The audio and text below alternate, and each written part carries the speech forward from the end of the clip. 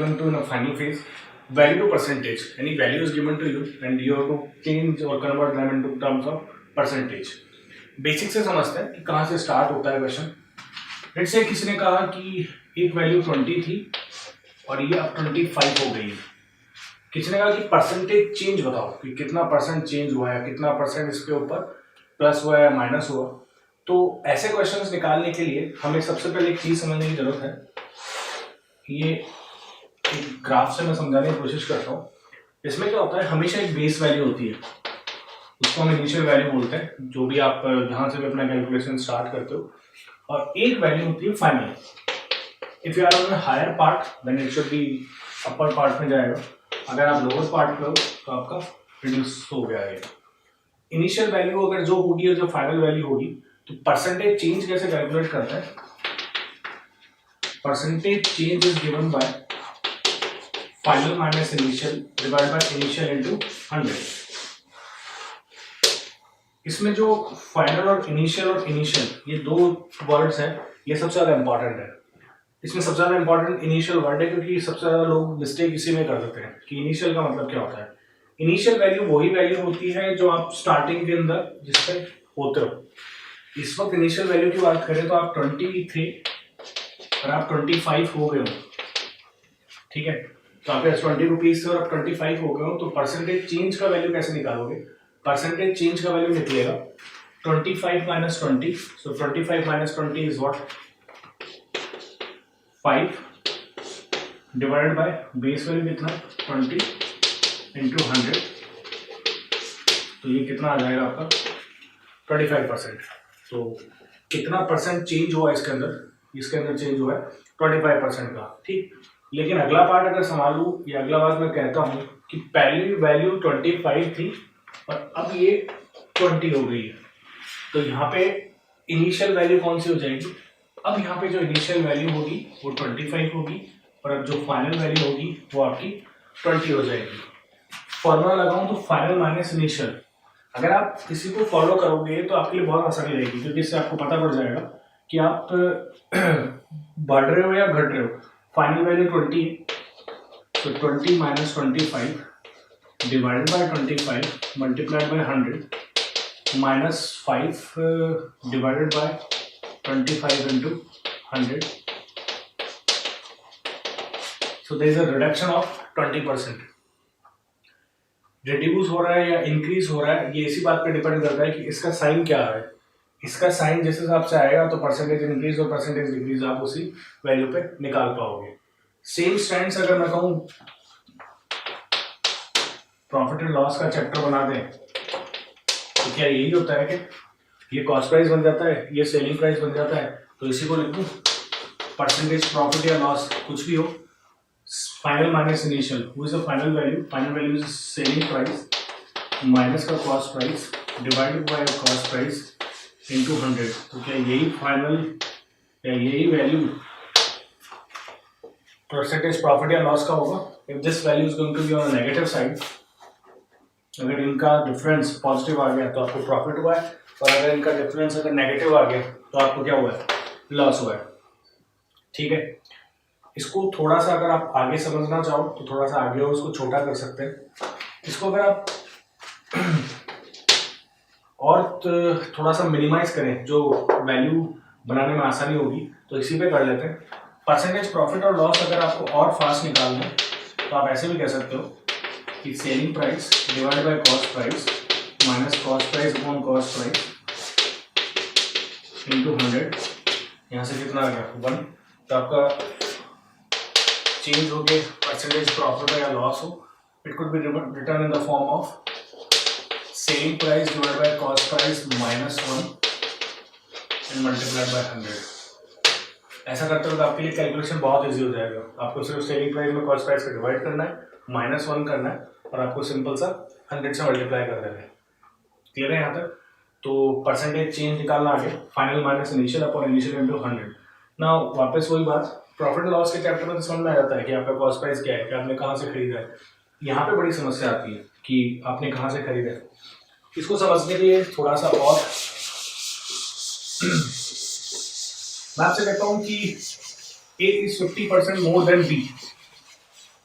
If A is 50% more than B, तो more than B इसका मतलब देन बी कहां से कैलकुलेट हो रहा है? बी से, सही। By what percent B is less than A, तो जैसा मैंने पिछली क्लास में बताया था कि जब परसेंटेज गिवन और परसेंटेज पूछे तो आप वैल्यू कुछ भी अज्यूम कर सकते हो। ए इज 50% मोर देन बी, अगर आप बी पे हो तो लेट्स से बी को कुछ अज्यूम कर लेते हैं। हमने बी को अज्यूम कर लिया कि B is equals to what 100, A is 50% more than B, so what should be the value of A? It is 150. By what percent? By what percent B is less than A? Less than A इसका मतलब इस वक्त initial value कौन है 150 का और final value कौन है 100 का। फॉर्मूला में पुट कर दे, फाइनल माइनस इनिशियल, तो final minus initial is 100 minus 150 divided by 150 multiplied by 100, so minus 50 divided by 150 into 100, so that is minus 33.33% reduction.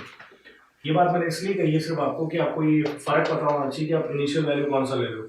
Initial value हमेशा करेक्ट वैल्यू होना चाहिए। अगर आप इनिशियल करेक्ट ले रहे हो तो फाइनल ऑटोमेटिकली दूसरा वाला पार्ट होगा and then you can easily calculate the value of this number. Fine, चलिए अब बात करते हैं कि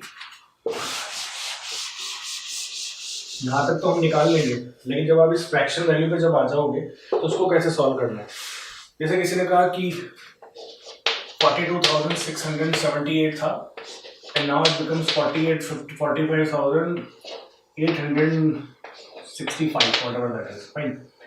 तो यहाँ से परसेंटेज चेंज निकालते वक्त आप बार बार कैलकुलेशन करने की जरूरत नहीं है, इसका डिफरेंस निकाल लीजिए। तो ये ऑब्वियसली एक इनिशियल वैल्यू है और ये एक फाइनल वैल्यू है, तो परसेंटेज चेंज निकालने के लिए फाइनल माइनस इनिशियल, तो फाइनल माइनस इनिशियल में 15 में से 8 गया तो कितना बचेगा 7, यहाँ पे 5 रह जाएगा, 15 में से 7 गया तो वापस कितना बचेगा 2, यहाँ पे 7 रह जाएगा, 7 में से 6 गया तो कितना बचेगा 1, और 45 में से 42 गया तो कितना बचेगा 3, सही। Now who is the base value and what is the base value? So base value is 42,678 multiplied by 100. यहाँ से मैथ स्टार्ट होता है। इसका परसेंटेज अगर आपको निकालना है तो आपको इसको काटने की जरूरत नहीं है, आप आराम से सोच सकते हो कि इस फ्रैक्शन को कैसे निकालना है। इस फ्रैक्शन को निकालने के लिए सबसे पहले हम क्या करते हैं, मैथ्स अप्लाई करते हैं थोड़ा सा। इसका 10% कितना होगा? इसका 10% होगा 4267.8, तो 3127 तो इसके 10% से भी कम है। इसका 1% कितना होगा ये कैलकुलेट करते हैं, सो दैट इज अराउंड 426.78। इसको कुछ एज्यूम कर लेते हैं कि अप्रॉक्स वैल्यू लेने के लिए, फिर भी नहीं करना चाहते हो, एग्जैक्ट करना चाहते हो तो 426 इसका एक वैल्यू है। यहाँ तक पहुँचने के लिए आपको किससे मल्टीप्लाई करना पड़ेगा ताकि आप यहाँ तक पहुँच जाओ? करीब 8 से मल्टीप्लाई करते हैं तो आपका काम हो जाएगा।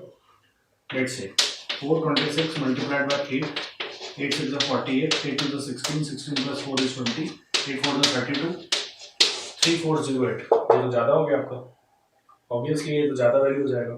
7 से मल्टीप्लाई कर ले, तो अगर आप 7 से मल्टीप्लाई करते हो